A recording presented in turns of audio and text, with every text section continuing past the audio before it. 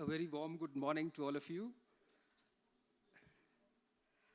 It is an honor to be invited to address this distinguished gathering of judges, academics, and persons connected with the discipline of law. I consider it a privilege to be part of the celebration of the 25th year of the new Colombian Constitution.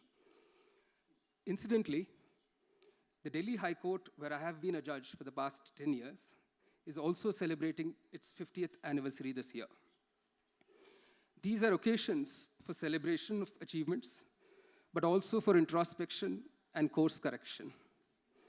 I have been following with great interest the path-breaking judgments of the Colombian Constitutional Court, which is considered a trailblazer among its counterparts in this continent. I have been fortunate to have shared a panel on more than one occasion elsewhere with one of your distinguished jurists and former judge, Manuela Cepeda. The constitutional courts of Colombia and India have much to share and learn from each other. This is the prelude, the paradox of development. The world is witnessing increasing protests by people experiencing a sense of frustration, powerlessness, and widening economic and social inequalities. The Occupy movement, which found resonance in several parts of the world, the Arab Spring, the protests in Tunisia, Spain, Hong Kong, remind us of the failure of governments, some popularly elected, some not. Across the world, indigenous tribes are protesting the plundering of natural resources in the name of development.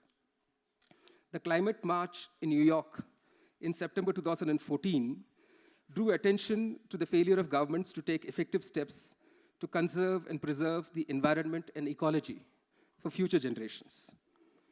This month's National Geographic carries an insightful piece on the threats faced by the Grand Canyon in Colorado from the ever-increasing number of tourists, air traffic, mining, and development. The point where the Colorado River meets its tributary, the Little Colorado, is called the Confluence. It holds profound spiritual significance for Native Americans whose ancestral lands lie within the canyon. These include the Havasupai, the Zuni, the Hopi, the Navajo, who are resisting this form of development. Reading about it, I was reminded of a similar protest in eastern India, in the Niyamgiri Hills in Odisha, by the Dongriya Konds, the original inhabitants, or the Adivasis as they are called in India. They do not want to permit the mining of bauxite on the top of a hill, which they consider sacred. I will be talking more about this later. A research undertaken recently to analyze world protests that took place between January 2006 and July 2013 in 84 countries, covering 90% of the world population, revealed that the leading causes of all protests is a cluster of grievances related to economic justice. Actually, even in India, I have given you what is called the environment conflict map. These are all zones of conflict where local populations are resisting projects being located in those areas for a variety of reasons. A single demand exceeded all others: lack of real democracy. Even in the so-called democratic nations, which have constitutions that guarantee the rule of law, people felt they were not represented, that they did not actually have a say, that the government was no longer of the people, for the people, or by the people. Concerns over growing inequalities in society, brought about by a model of development that excludes large sections of the population, have been voiced even in judgments of the Indian Supreme Court.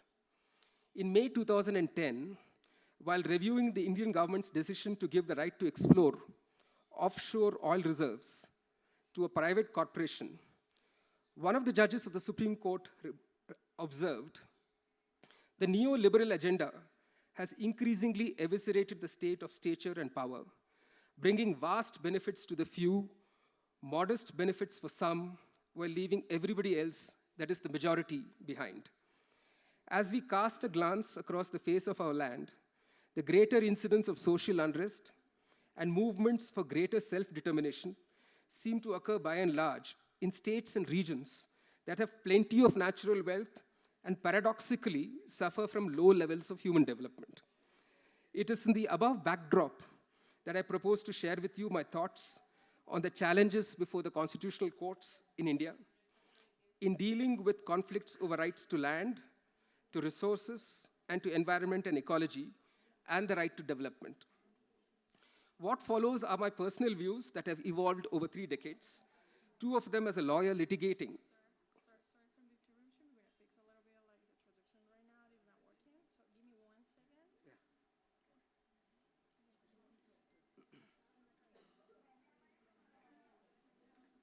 We're gonna fix a little bit like the traduction right now. It is not working. So give me 1 second. Yeah. Just give me 1 second because the people are not listening right now.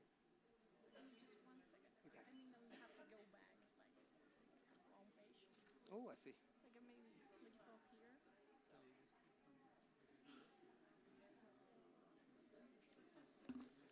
So when we were in the video too, just look at us and we'll play from here. Okay? Yeah, right. Just a bit. Yeah, yeah. Give us 1 second. Yeah. What is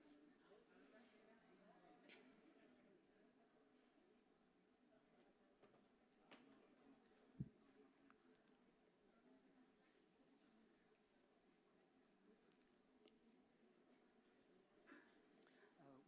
The audio is not going to the translation. Yeah, they're not listening what you're saying. Okay. Because apparently the English translation is not connected with the people. Oh. So déjale, le decimos. Yeah, Marcos is standing, so. Give me 1 second. I Yeah. can ask what's going on.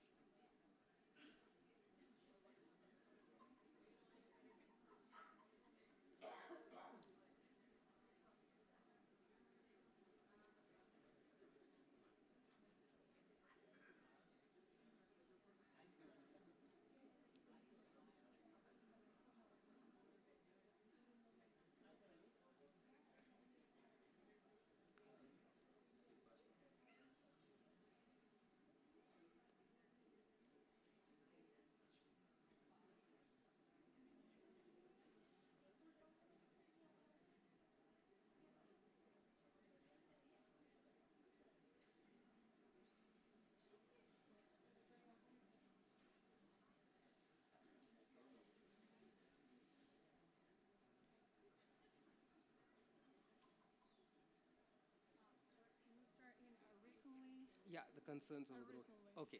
All right. All right. I'm sorry about the break. This is the challenge of technology as well. A research undertaken recently to analyze world protests that took place between January 2006 and July 2013 in 84 countries, covering 90% of the world population, revealed that the leading causes of all protests is a cluster of grievances related to economic injustice. However, a single demand exceeded all others: lack of real democracy. Even in so-called democratic nations, which have constitutions that guarantee the rule of law, people felt that they were not represented, that they did not actually have a say, that their government was no longer of the people, for the people, and by the people. Concerns over the growing inequalities in society, brought about by a model of development that excludes large sections of the population, have been voiced even in the judgments of the Indian Supreme Court. In May 2010, while reviewing the Indian government's decision to give the right to explore offshore oil reserves to a private corporation, one of the judges of the Supreme Court observed, the neoliberal agenda has increasingly eviscerated the state of stature and power, bringing the vast benefits to the few, modest benefits for some, while leaving everybody else, the majority, behind. As we cast a glance across the face of our land, the greater incidence of social unrest and movements for greater self-determination seem to occur by and large in states and regions that have plenty of natural wealth and paradoxically suffer from low levels of human development. It is in the above backdrop that I propose to share with you my thoughts on the challenges before the constitutional courts in India in dealing with conflicts over the right to land, to resources, and to environment and ecology, and the right to development. What I propose to share with you are my personal views that have evolved over 3 decades. 2 of them as a lawyer litigating public interest and human rights cases before the Supreme Court of India, and 1 decade as a judge of the Delhi High Court. My views should not be understood as representing those of the institution to which I presently belong. I'm now going to briefly talk to you about the Indian Constitution. The preamble to the Indian Constitution promises justice, social, economic, and political. The rights guaranteed under the Indian Constitution comprise civil and political rights and economic, social, and cultural rights. Break. Okay. The preamble to the Indian Constitution promises justice, social, economic, and political. The rights guaranteed under the Indian Constitution comprise civil and political rights and economic and cultural rights, social and cultural rights. The former, which includes the right to life, the right to equality and freedom of speech and expression, they are in part 3 as fundamental rights, which are enforceable in the High Courts and the Supreme Court. The economic and social rights, which include the rights to free legal aid, to education, to health, and to minimum wages for workers, are to be found in part 4 of the Constitution. They are collectively called the directive principles of state policy.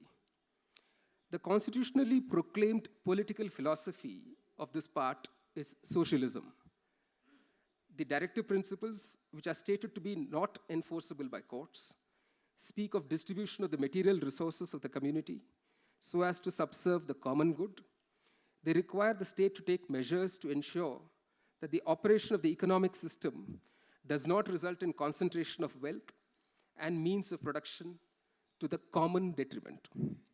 The Constitution states that the directive principles are fundamental in the governance of the country. It states that it is the duty of the state to apply them in making laws. A significant feature of the Indian Constitution is the principle of checks and balances. The judiciary can strike down legislations and executive acts. The parliament can impeach judges.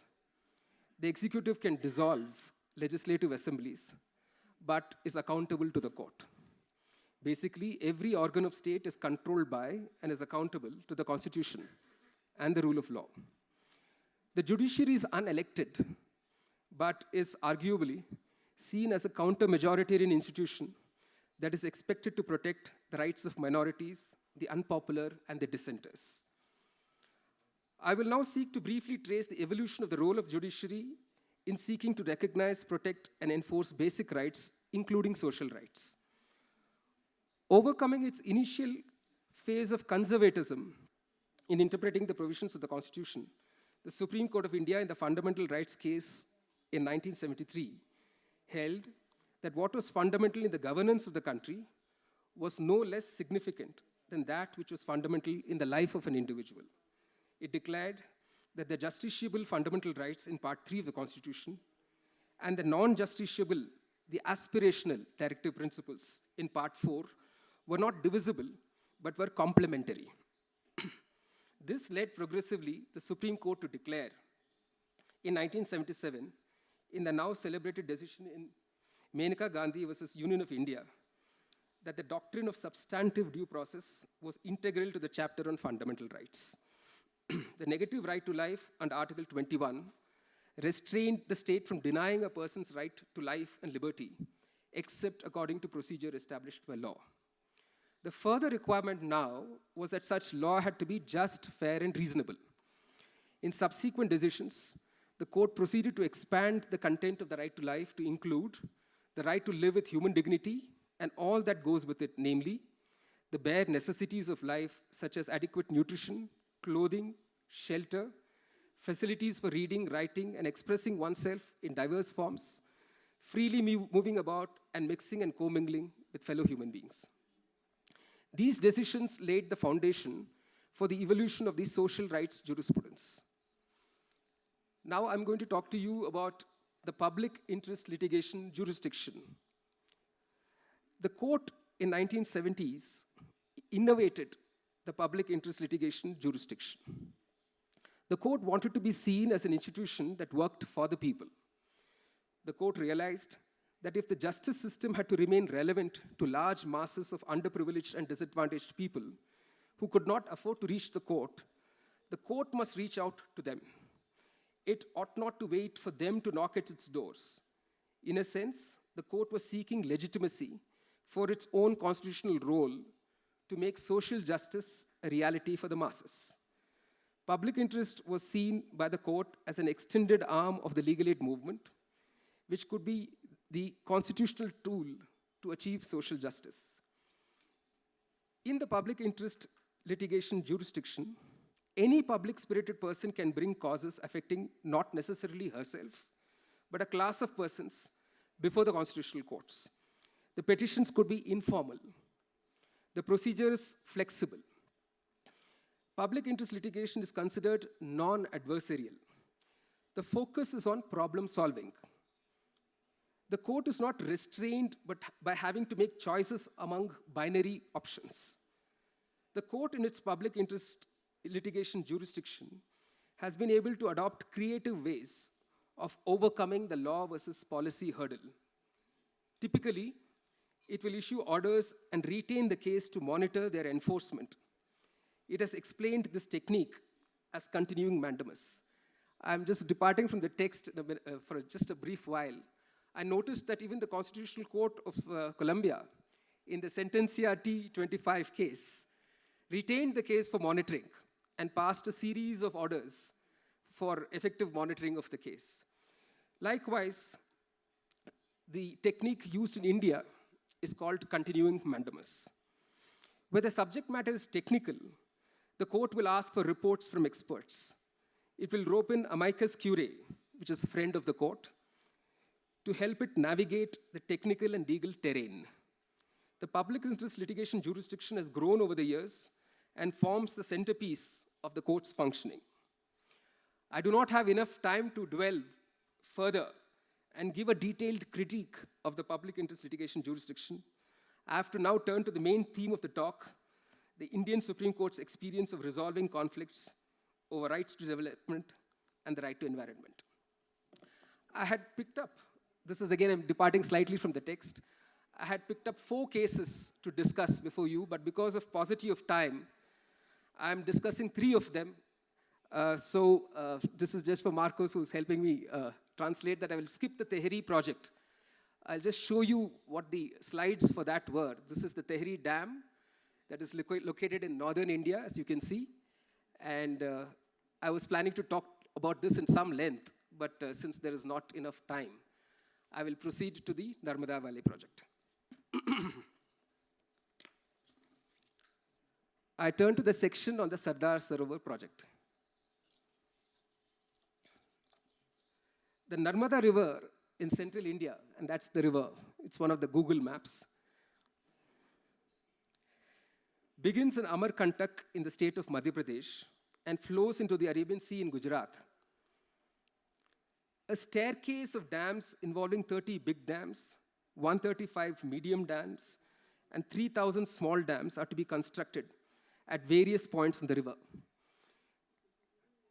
This is how the dams, some of the dams are located on the river.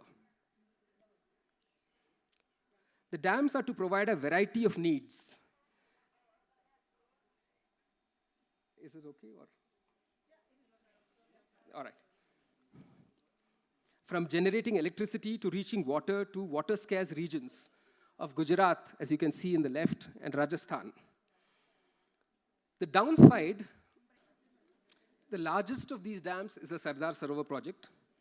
It is named after a popular political figure who was also India's first home minister. It's going to be a 455 feet high dam, which is expected to submerge. Yeah, wait, just a minute. Yeah, just wait. 37,533 hectares of land. Much before the work on the project started, the Interstate Water Disputes Tribunal gave an award in 1977 mandating pari passu rehabilitation of the project-affected persons. Those losing lands were to be given a larger area of land elsewhere. But this was long drawn out and unsatisfactory. At this point, I'm going to share with you a clip Sorry. This is from a film made in 2003 on the submergence faced by a village called Jalsindi on the banks of the Narmada.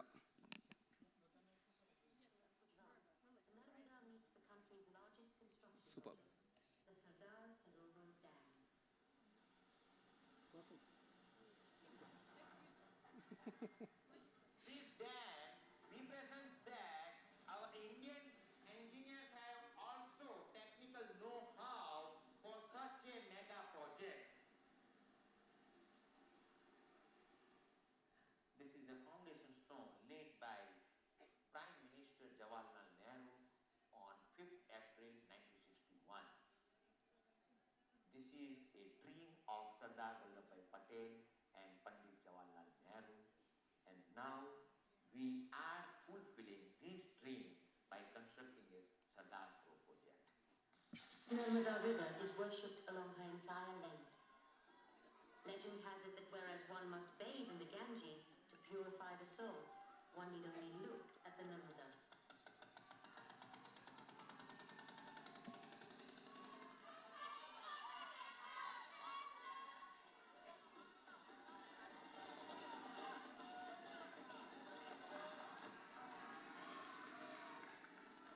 But government planners see the river very differently.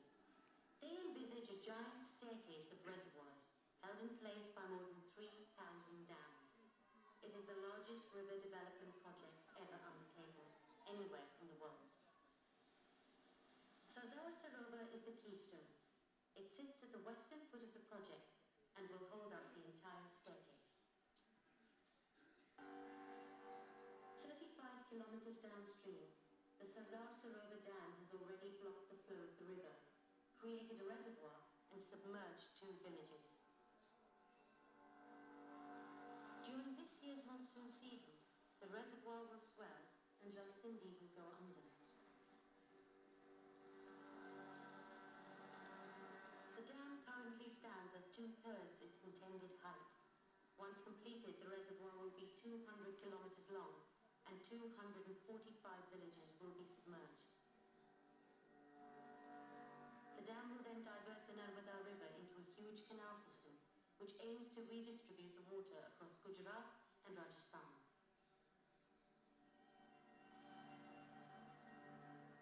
We are constructing one of the largest canals ever been constructed in the world. 458 kilometers long, 40,000 cusecs flow, line canal. I think this is a civil engineering marvel, and rightly so. Therefore, the Time magazine once upon a time described this as one of the engineering wonders and wonders of the world. If the government's plan works, the water will travel 500 kilometers north, up to one of the world's most drought-stricken regions. Here in western Gujarat, the groundwater level is dropping by more than a meter every year.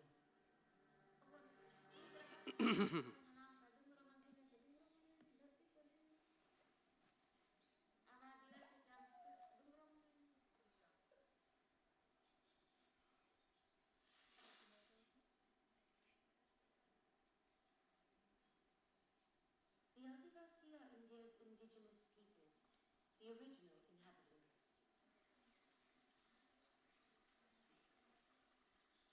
Like his father and grandfather before him, Luhania is the village healer.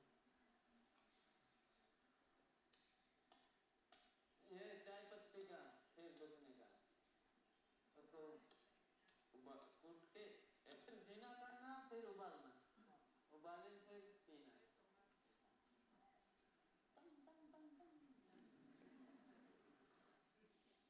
The villagers decide to reject the new life offered by the government. They would rather stay on their ancestral land and drown along with it.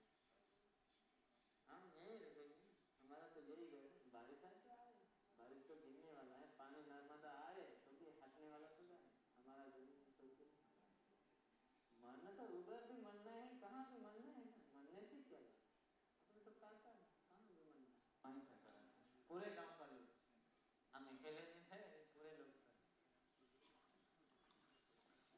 ये बुलाते का लड़का है ना उनको थोड़ा एक दो रख के दिए थे और दूसरे सुकरी को भी वो जबरदस्त।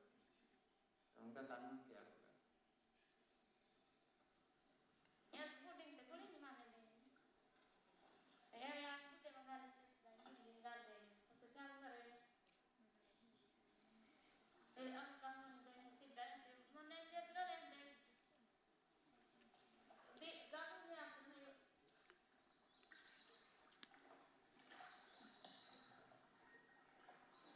महोदय नाम से तो खाते हैं और भाई नहीं है तो आप ही दबा गए क्या तुम्हें तो पैसा मिल गए क्या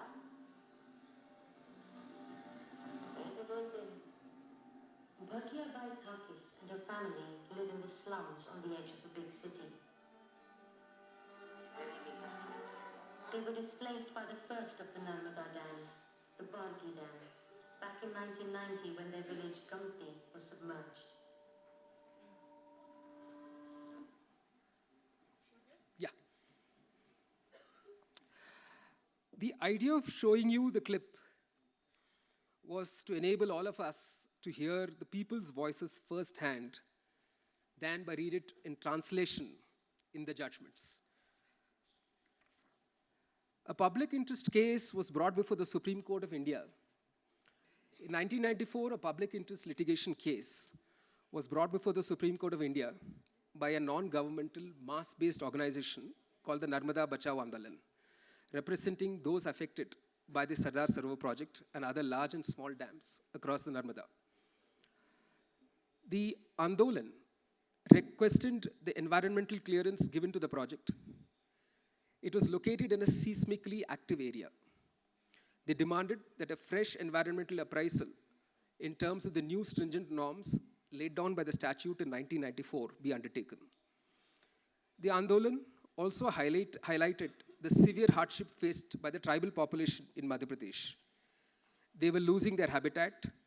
They would be unable to preserve their culture and customary practices.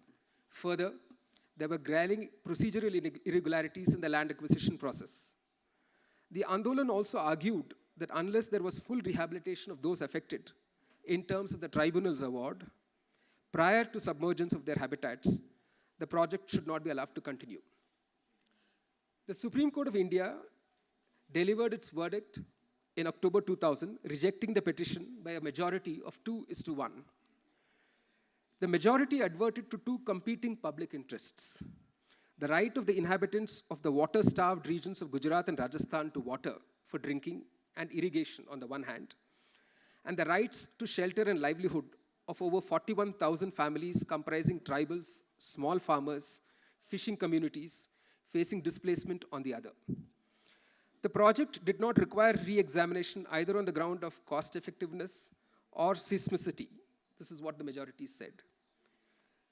The area of justiciability was confined to the rehabilitation of those displaced by the project.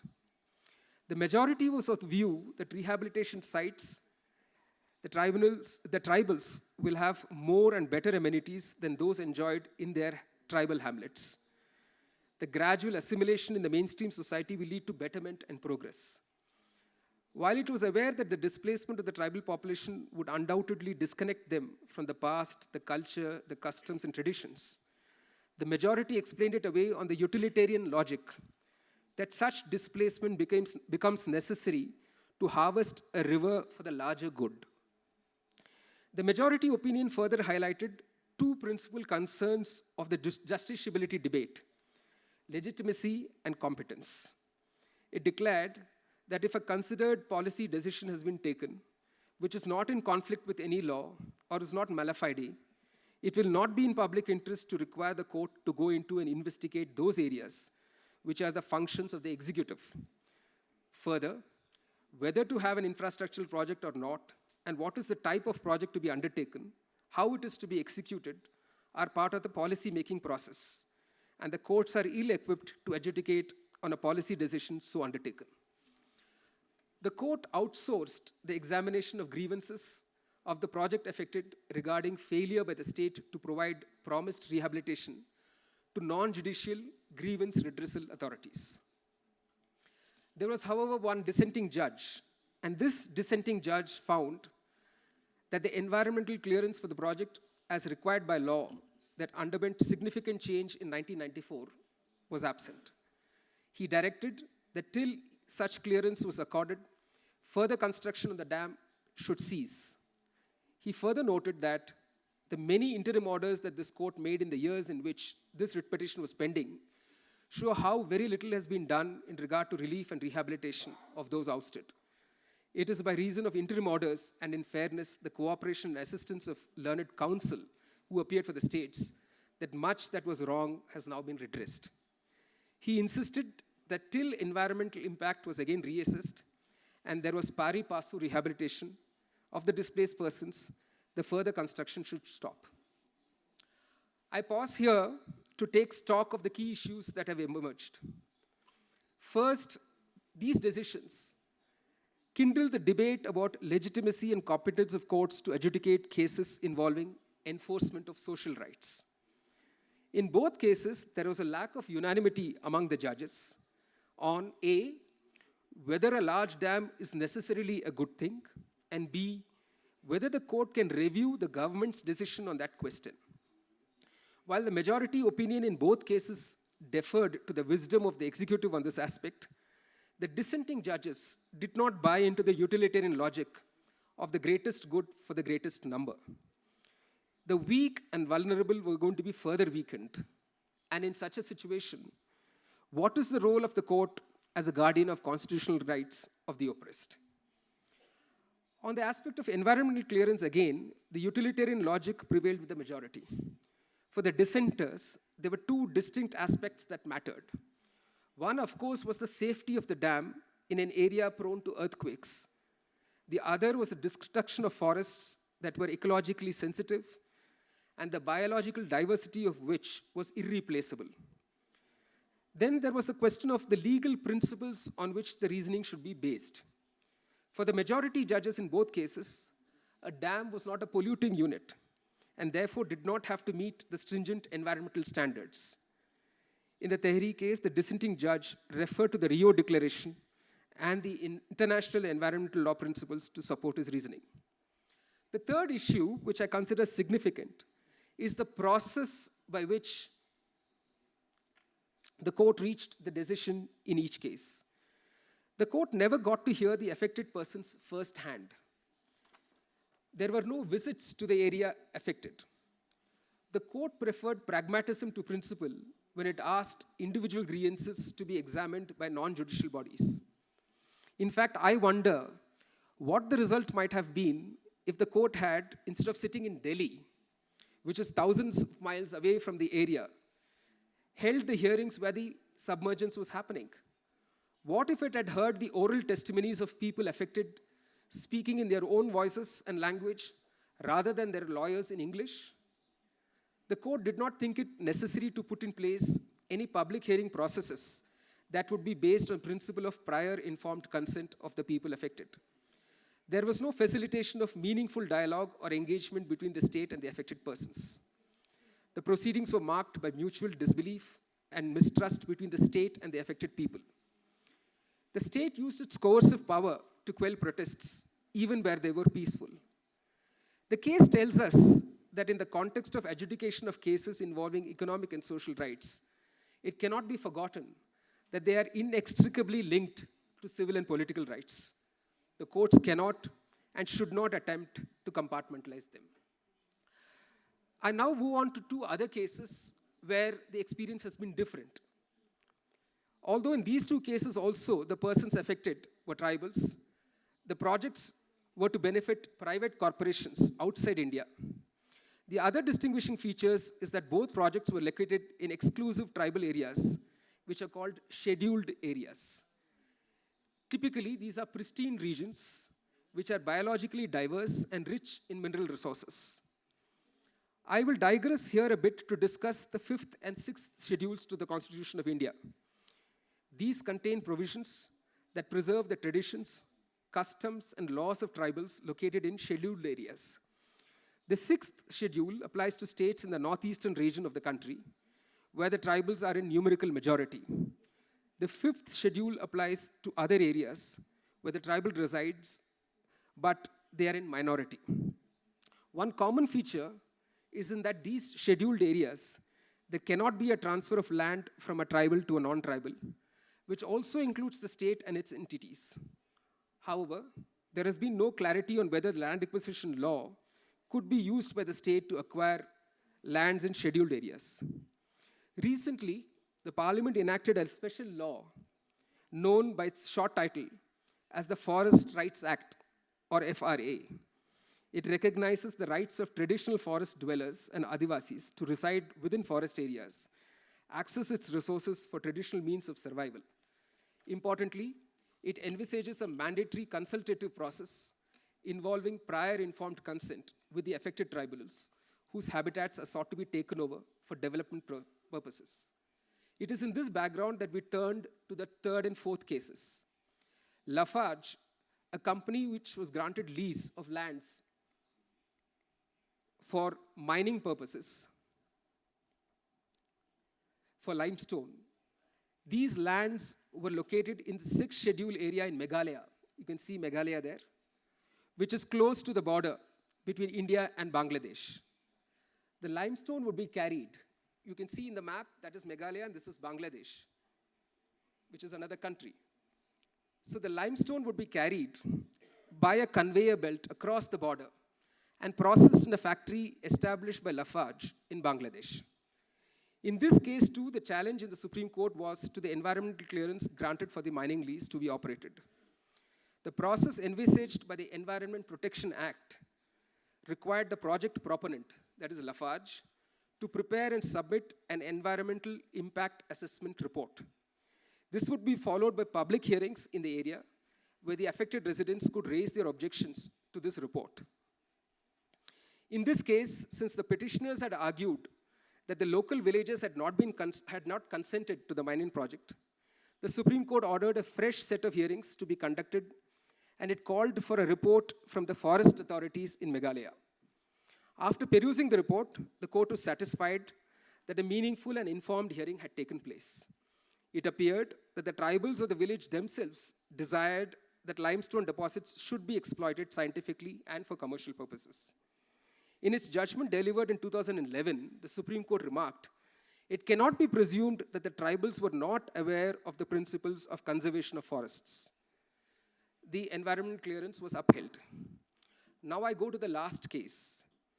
Vedanta Alumina Limited, a company based in the United Kingdom, proposed to set up in Lanjigad in Odisha a refinery to manufacture aluminium. This is Odisha, which you can see in the right eastern coast of the country.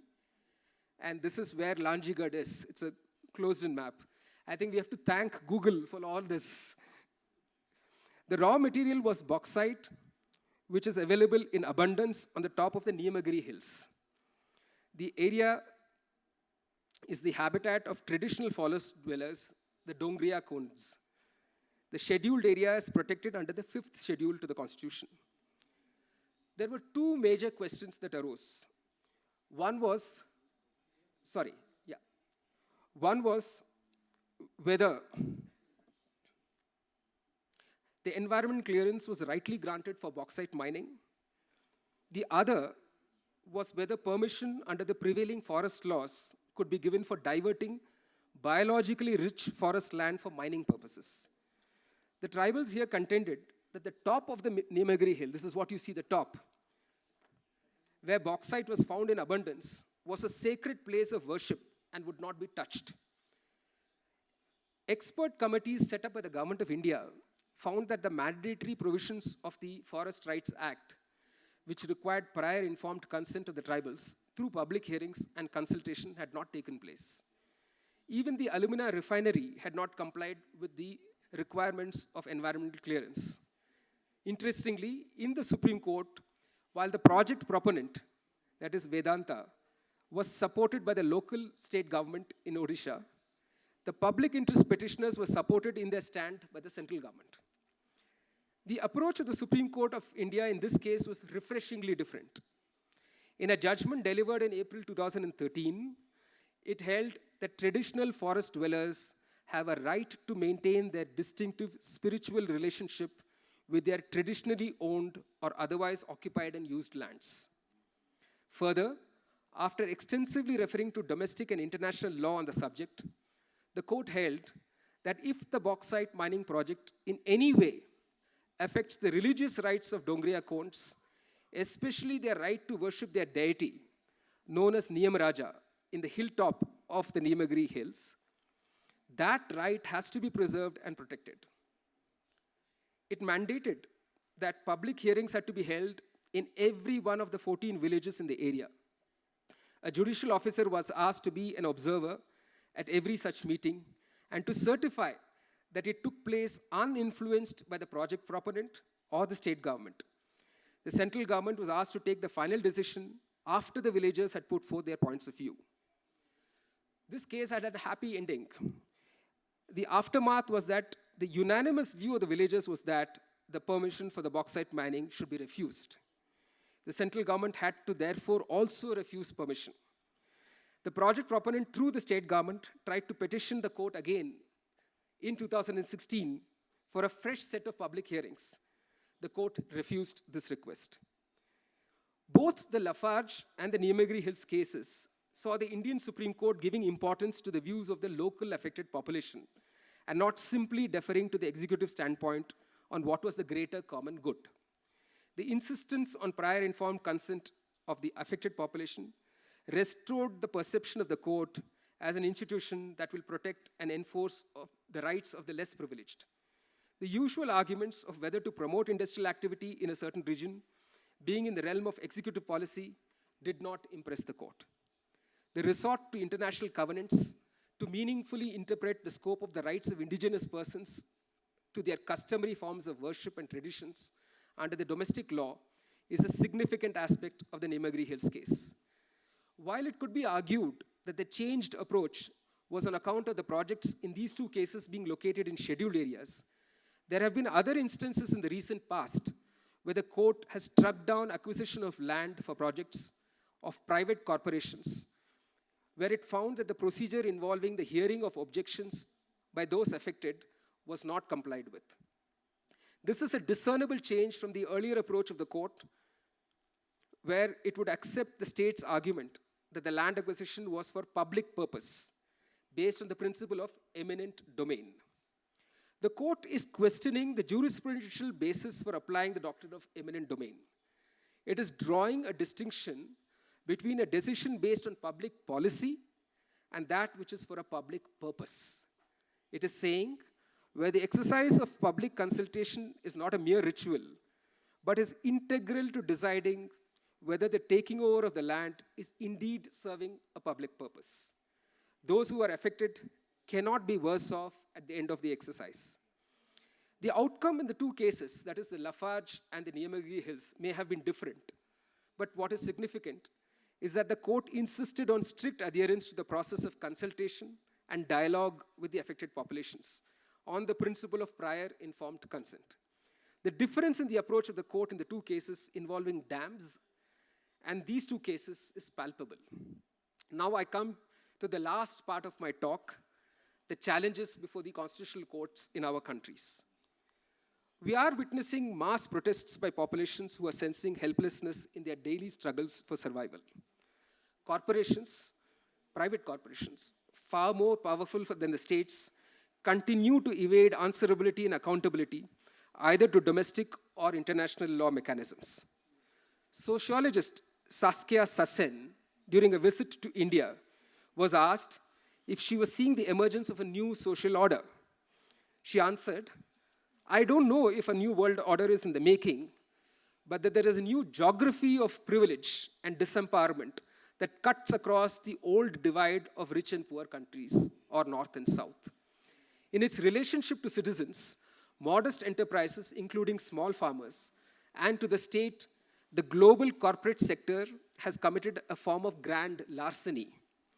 Privatization of everything is one manifestation. Reduction of social benefits of all sorts is another." Colombian scholar, Professor Cesar Garaveto, reflects on the mood of disorientation which he sees in human rights circles today. He attributes it, among others, to the challenges posed by extreme environmental degradation and climate change.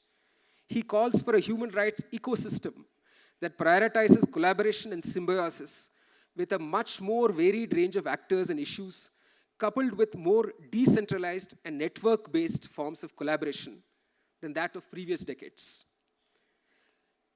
This approach seeks to strengthen the collective capacity of the human rights movement by harnessing its diversity. He points out how activists and civil society groups are using the social media and other devices to expose the growing inequalities and imbalances brought about by failed models of development that enrich a small number of people at the cost of a vast underrepresented majority. Institutions of representation purporting to symbolize democracy have belied the expectation of governments being for the people, by the people, and of the people. This explains the growing demand in protest movements across the world for real democracy, one variant of which is what Professor Cass Sustain characterizes as deliberative democracy. He states that it is a system which representatives would be accountable to the public at large, but there is also supposed to be a large degree of reflection both within the citizenry and with the government itself. Professor Roberto Gargarella of Argentina, and I'm an avid follower of his writings, he sees the courts as being the proper spaces for experimentation in deliberative democratic practices. Courts, he believes, can, while adjudicating social rights, foster dialogue between the state and the people. He states, judicial decisions in the area of social rights should contribute to integrate groups that were improperly marginalized by the political system or by forcing political authorities to justify their decisions in a more solid way. He has spoken of popular and dialogic constitutionalism as a preferred approach. He's skeptical of the checks and balances approach, which he sees as being institution-centric, limiting, and not facilitating meaningful dialogue. Recently, however, Professor Gargala expressed doubts whether this dialogic process without equality, where all participants in dialogue are on equal footing, without deliberation, which he describes as an exchange of ideas, and without inclusion, where no affected set of people are left out, can achieve the desired result. He's not sanguine about the judiciary's attempt at ordering public hearings in structural cases. There is, he says, too much dependence on the goodwill and discretion of sensitized judges. He believes that the top-down attitude of judges persists. For him, simply having provisions in the Constitution that facilitate social justice is not enough. The engine room of the Constitution has to undergo changes, he says. Professor Gargalala is a jurist whose opinion I would find hard to ignore. But his is not the only voice we must heed. Legal scholar Professor Carl Clare talks of transformative constitutionalism as being the guiding principle for assuring a more equal and equitable society. This, he says, involves a long-term project of constitutional enactment, interpretation, and enforcement committed, not in isolation, of course, but in a historical context of conducive political developments, to transforming a country's political and social institutions and power relationships in a democratic, participatory, and egalitarian direction. After studying a decade's work of the South African Constitutional Court, Professor Clare has this to say to the judges.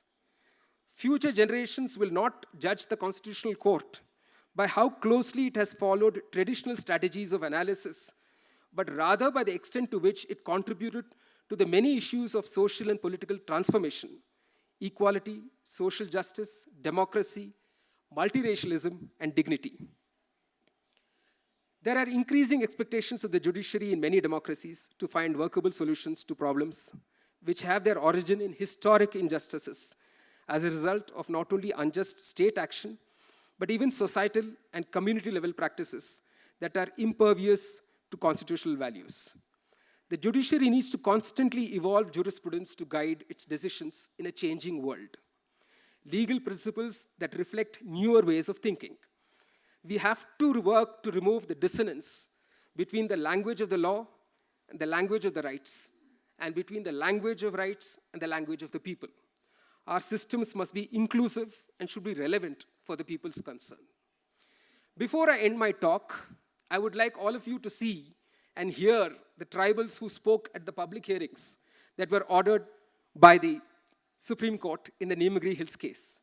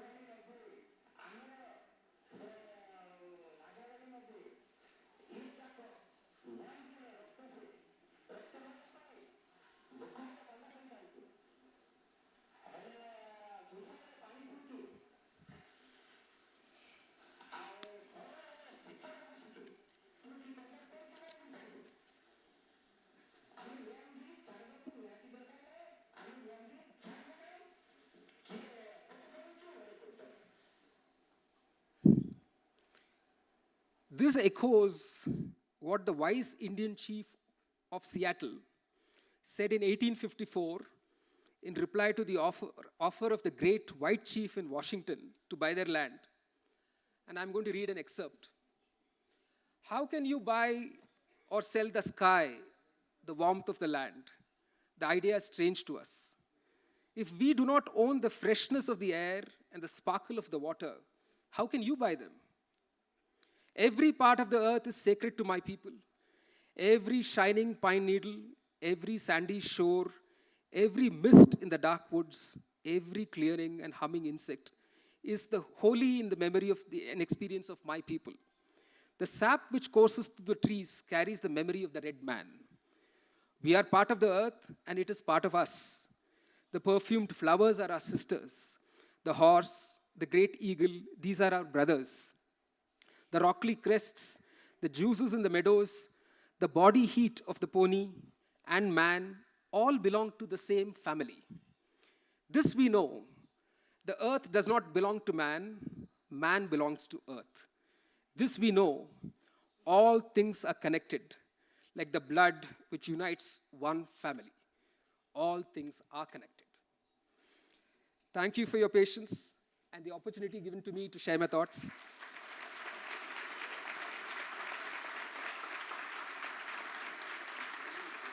Thank you. Thank you. Thank you. I'm happy to take any questions you may have.